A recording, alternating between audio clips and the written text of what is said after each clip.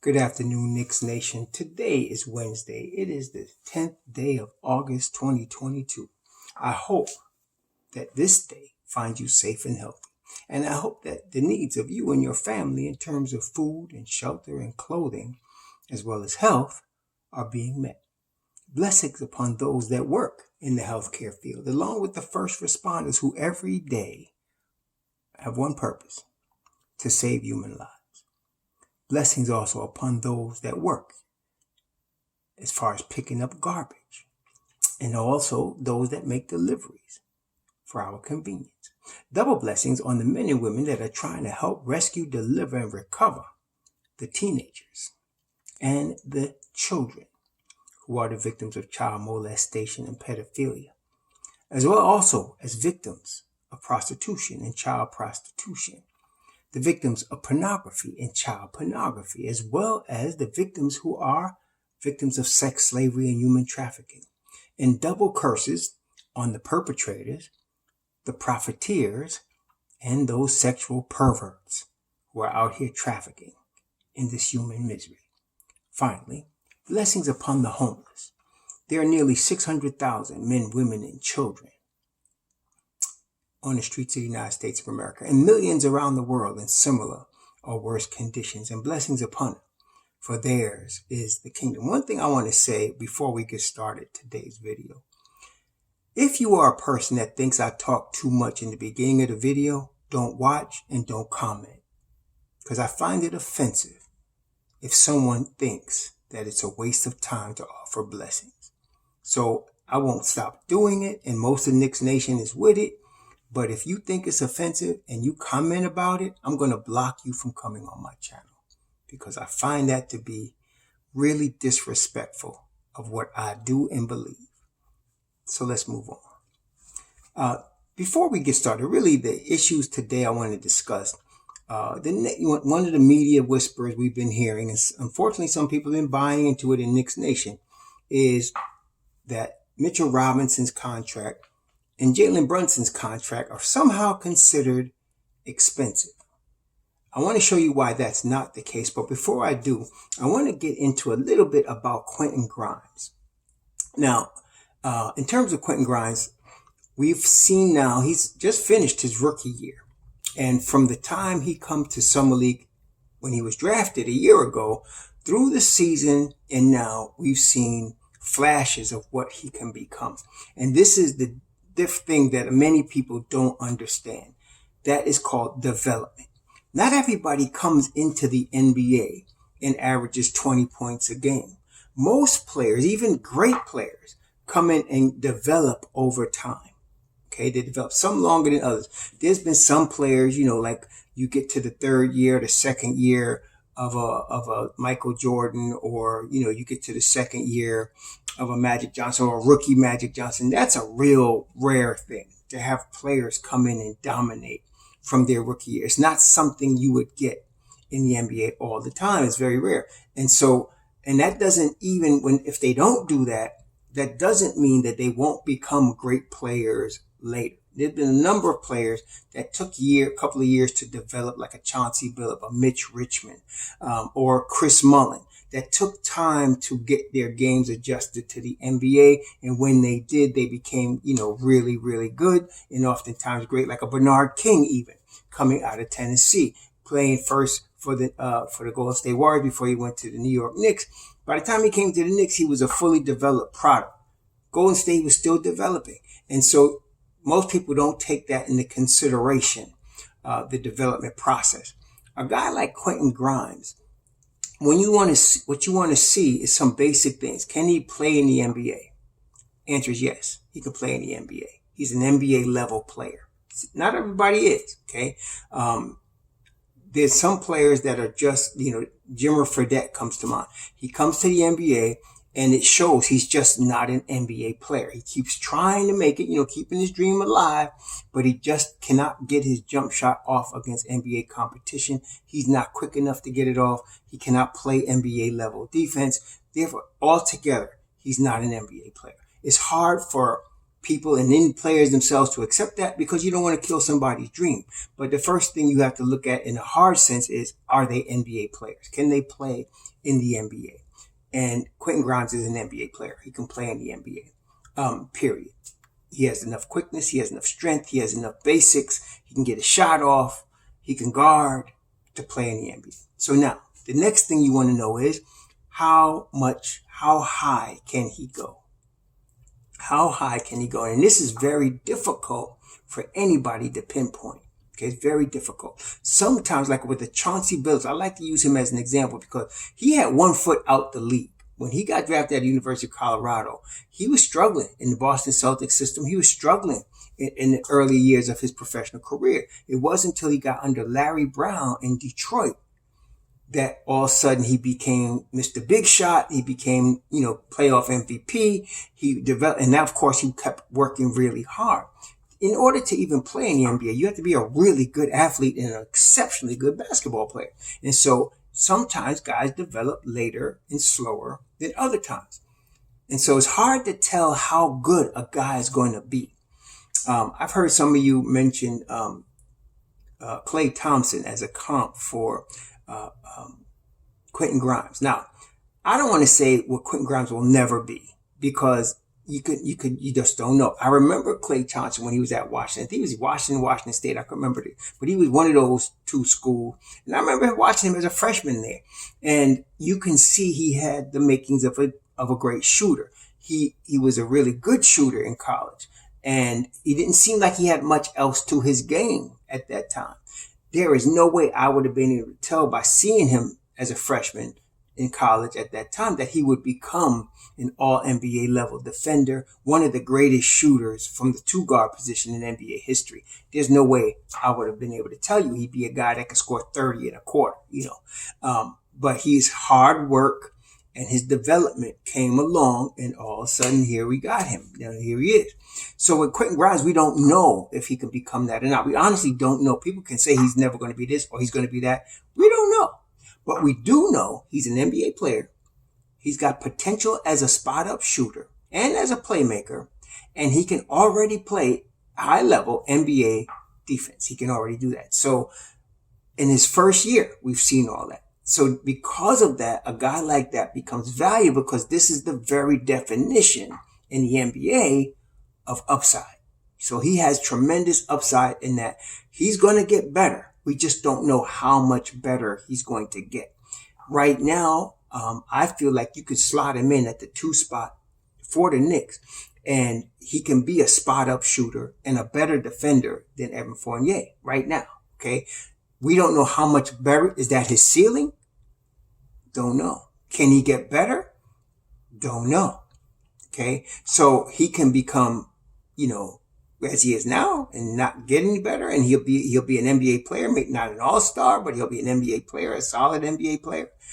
He'll be off the order of a Justin Holiday right now, or he can get better as an NBA player, as a shooter, as a consistent ball handler and being able to go from the 2 spot. And he might be able to be, somebody on a Tim Hardaway level, Tim Hardaway Jr., or he can be an all-star and get really good. I think his floor is more where he is right now on a Justin Holiday level at the worst. I think that's his floor. And that's also exciting for a player that's only 22 years old. So that is why, you would see a Jazz team or other teams interested in him, at this particular time because he's really green. We don't really know how good he's going to be. I mean, he can be anywhere from where he is now. Like I said, he's on a Justin Holiday level. He can grow into anything. He can become a superstar. The thing is, we don't know.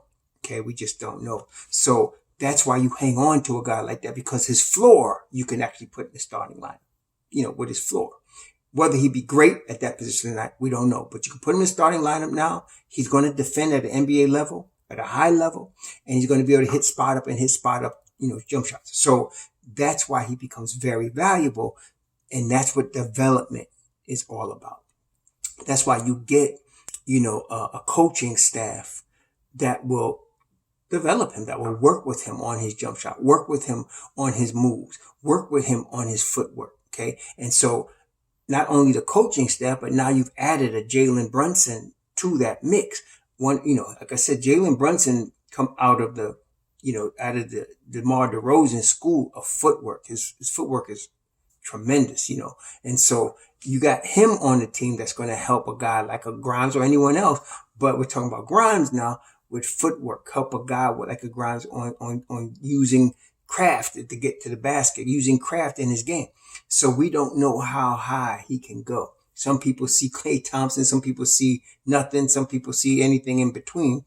I myself see right now an NBA level starter, that's going to develop. And I don't know how high he's going to develop. I personally think that his ceiling is going to be somewhere around Allen Houston with better defense. I can see that, and that would be, tremendous. Allen Houston was a really, really good player for the New York Knicks. I don't know if he was an all-star ever or not, but he was really one of our cornerstones back in the day, late 90s, early 2000s.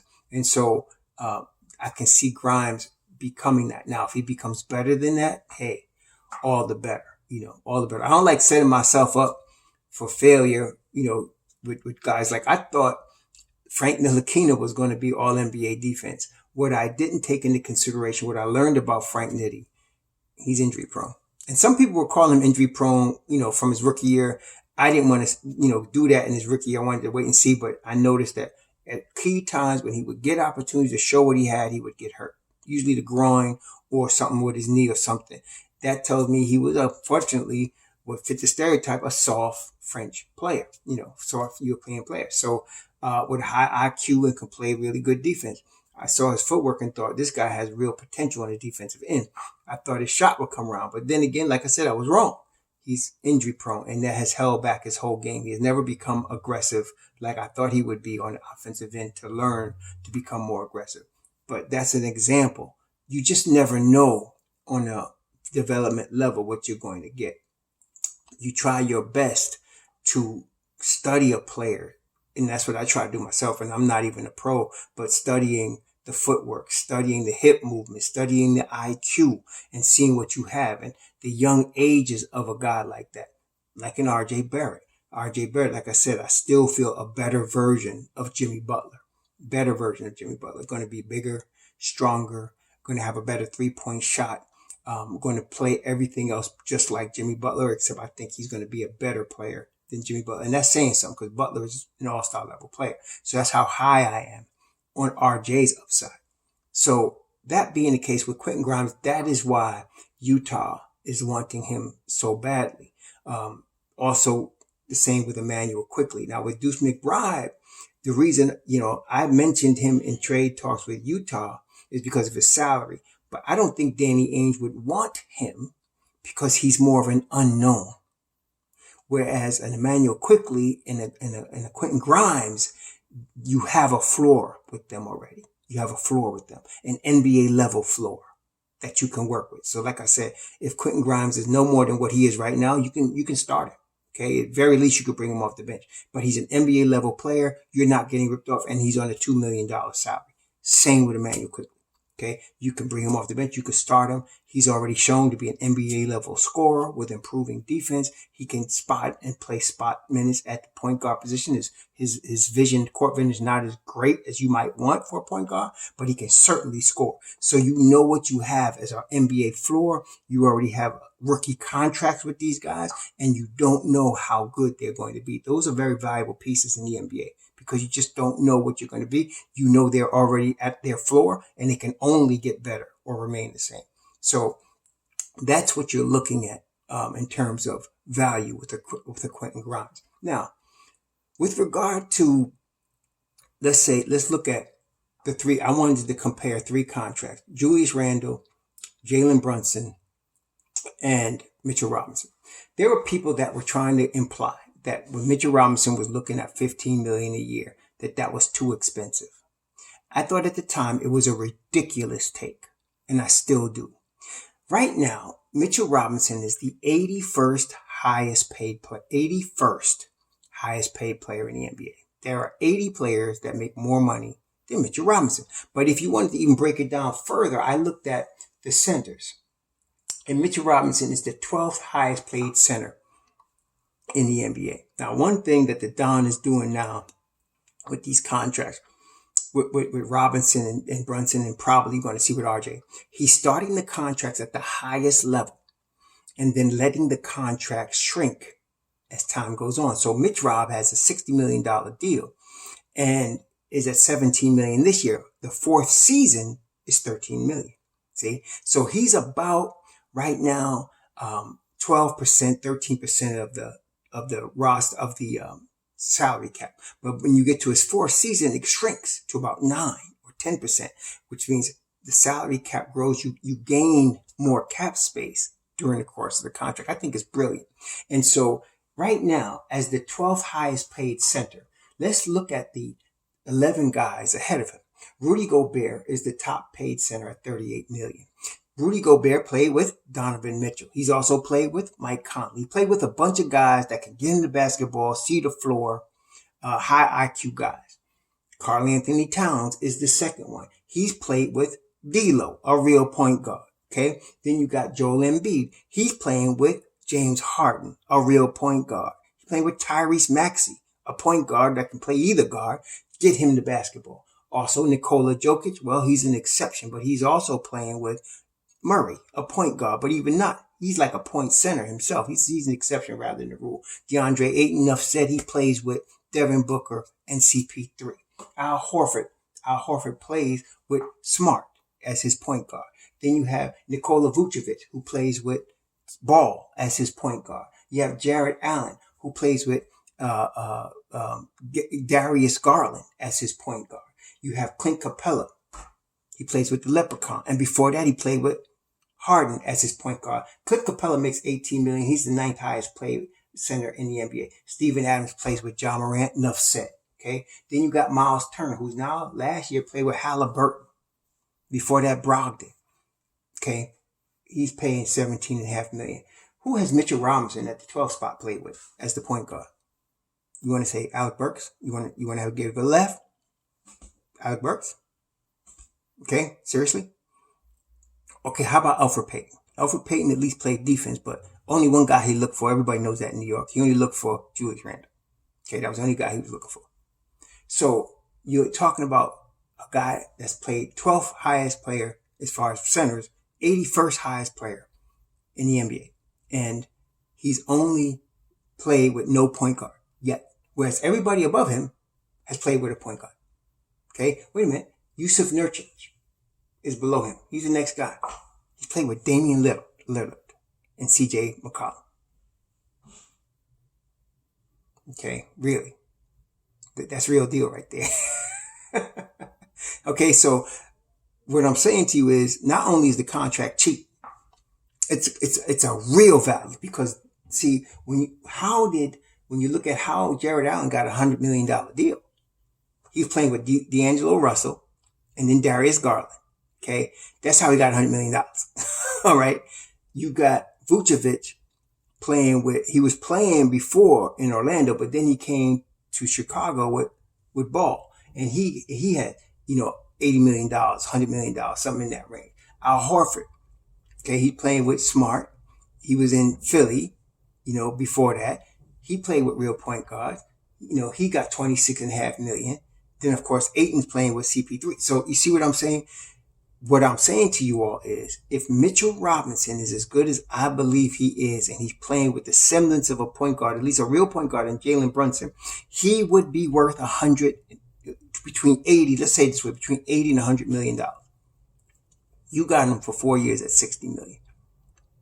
Okay. You got to steal. Okay.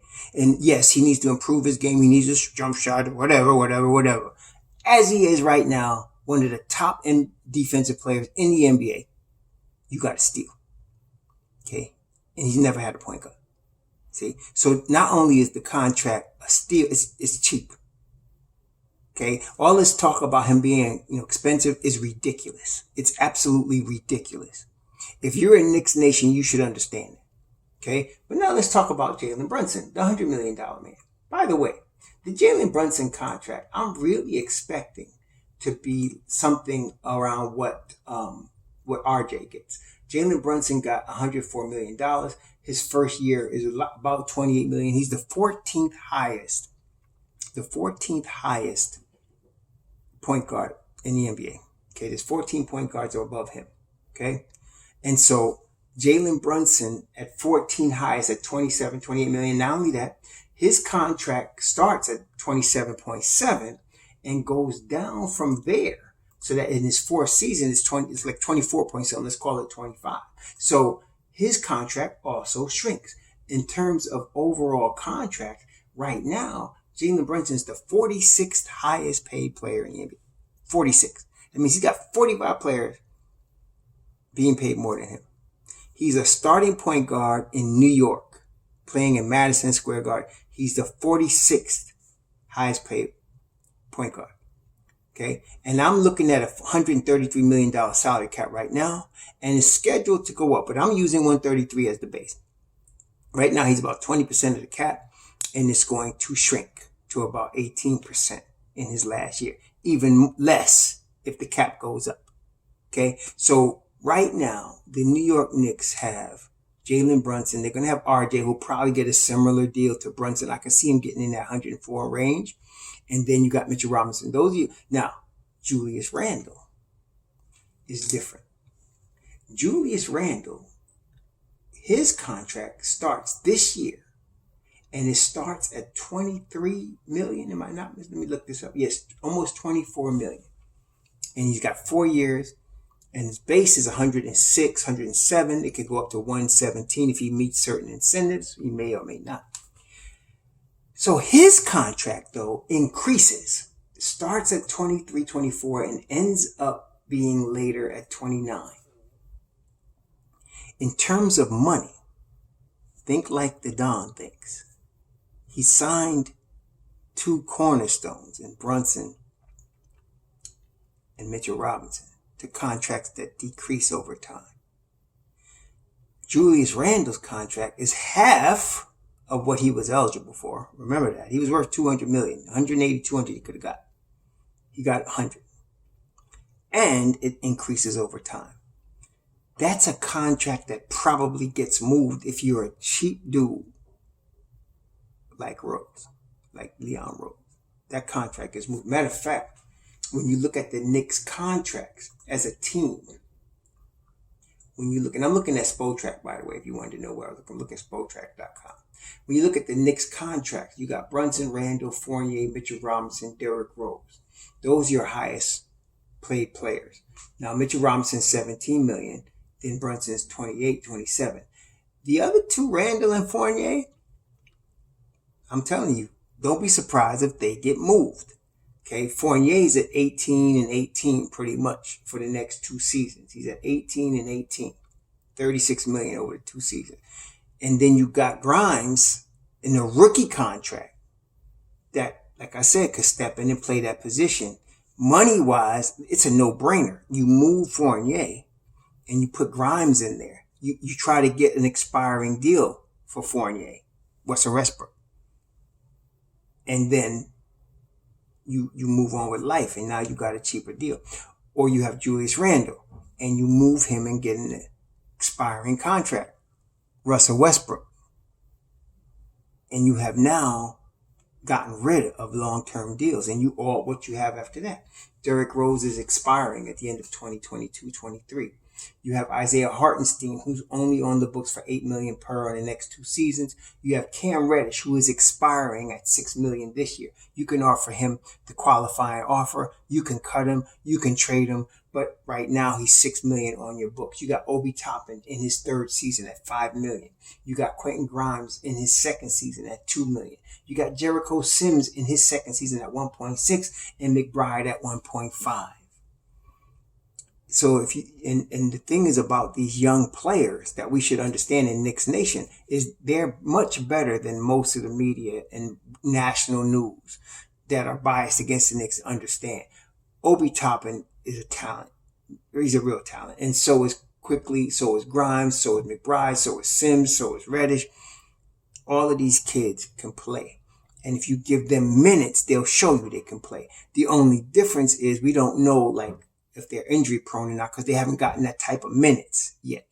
Okay, so we're going to see. Grimes got hurt last year, but the rest of them kids didn't really get hurt. Cam Reddish, he's been hurt his whole career. He's got to prove he's not injury prone.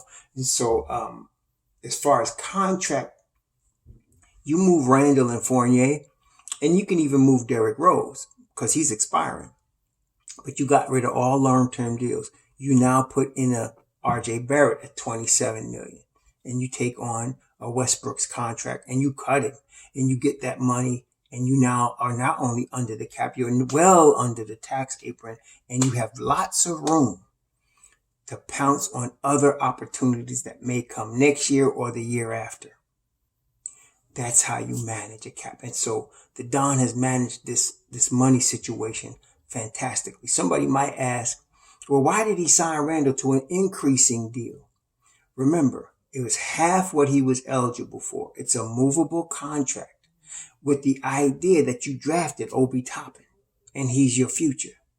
Okay, he's your future. So now you can move Randall. It's obvious. Los Angeles has mentioned him. Some of y'all still on this Kyrie tip. You need to understand. Look at the news. Catch up. Kyrie's not available this year. He's not available till next summer. And I told y'all, you think LeBron got any seasons to waste waiting for Kyrie next year? No. And I heard some person came on my channel talking about there are multiple teams with better offers than the Knicks. There's no team that has the draft capital of the New York Knicks. Danny Ainge is looking for draft capital. In terms of Indiana with Buddy Hield and Miles Turner, listen, if that could have got done, it'd have been done already. Lakers are saying, I don't want to give up my 27 and 29 for that. Yet they're talking to the Knicks. Some of y'all, I don't know. Some of y'all must be like, I think some of y'all are not Knicks fans. And you come, like some of you really say, like, I'm a Warriors fan. Somebody say, I'm a fan of this team or that team. And you just come out and say it. And I can understand you being negative, especially you Utah Jazz fans. Some of y'all butthurt about losing, Donovan Mitchell. And I hear you. But some of y'all trying to act like you Knicks fan, but undercover, you really not. You really want them to fail. And you're trying to talk it into existence. Well, talk all you want. The Knicks going to be all right. The Don is working this thing really nice. The salary structure is nicely done. So I'm expecting a movement of a Fournier, a Randall, or a Derrick Rose because of the salary structures that he has set up. Okay. And we're going to see, now if the deal with Donovan Mitchell doesn't go through and every day it changes. I mean, the Knicks are the favorites to land him. There's nobody else that has the package the Knicks can put together. And everybody that's in the know acknowledges that. And if you look at it plainly, they do. Other teams can come up with 4 unprotecteds, but it would really hurt their futures. Like a Toronto, they can come up with 4 unprotecteds, but they don't have, when they do that, they're losing out, period. Whereas the Knicks, we came up with 4 unprotecteds. We still got 4 or 5 protected picks, 4 protected picks plus our own picks. We in good shape. Okay. And then don't let a Laker team come in and offer anything, a second, a first rounder, or 2 first rounders. That makes it easier, which is what I think is happening. I think the Lakers are involved to make the deal work and everybody getting what they want. Okay. The Lakers get a chance to add talent around LeBron to try to make a run. The Knicks get Donovan Mitchell and they keep flexibility. Utah gets the draft picks and they get flexibility. Anyway, we'll see. But in terms of Grimes, y'all got to look at development. And I explained what that was earlier. In terms of expensiveness of a contract, the Knicks ain't paid nothing. They really haven't. I mean, I know 28 million is a lot of money, especially to you and I. If we took one, the NBA players get paid by 10-month period. They get paid over a 10-month period. At least they used to when I was closer to NBA players. And so if that's still the case, Jalen Brunson's getting 2.8 million per month. You and I would take the after-tax money, right? If I had 1.4 million right now, brothers and sisters, I'll be talking to you from like Costa Rica or something. For real. So, yeah, that's a lot of money. But in terms of the NBA, for Jalen Brunson, there's 45 more players that make more than that. In terms of Mitchell Robinson, there's 80 more players that make more money than that. It's not a lot in terms of the NBA. And then again, the salary cap increasing year to year, it's going to look even smaller. The Knicks are going to be in a really good spot in about 2 seasons financially. All we got to do is see what we got with these young kids. If a couple of them pop, which I'm really confident in Grimes, I'm confident in RJ, I'm confident in Mitch Rob, I'm confident in all these kids, the Deuce, I'm confident in all these kids rising up and getting better. We got some good draft talent, and the parent has done a tremendous job, finding these kids. So, and we're going to see what we have in the next couple of seasons. Next season, this season coming is going to be very important to see what we got, especially with Obi, being a starter, hopefully. We'll see what we have. And then 2 years from now, we'll be in a real position to pounce on a superstar. We'll have the assets.